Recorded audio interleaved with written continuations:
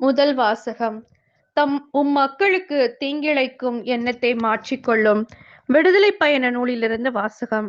அதிகாரம் 32, இறைவசனங்கள் 7 முதல் 14.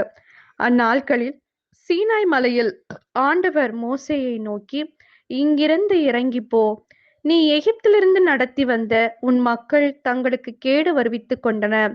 நான் கட்டளையிட்ட நெறியிலிருந்து இதற்குள்ளாகவே விலகி அவர்கள் தங்களுக்கென ஒரு கன்றுக்குட்டியை வார்த்து கொண்டார்கள்.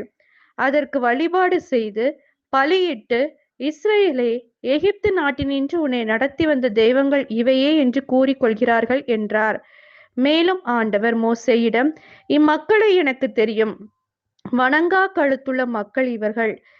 இப்போது என்னை விட்டுவிடு. அவர்கள் மேல் என் கோபக்கனல் மூண்டிருப்பதால் நான் அவர்களை அழித்தொழிக்கப் போகிறேன்.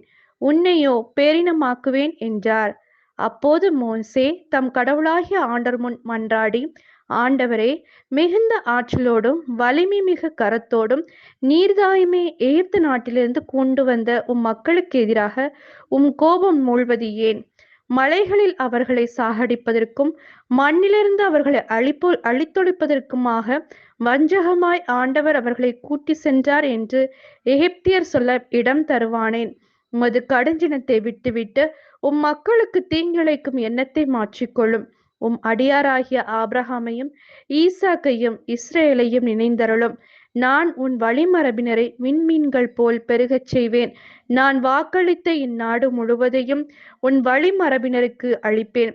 அவர்கள் அதை என்றென்றும் உரிமை சொத்தாக்கிக் கொள்வர் என்று நீராகவே அவர்களுக்கு ஆணையிட்டு அறிவித்துள்ளீரே என்று வேண்டிக் கொண்டார்.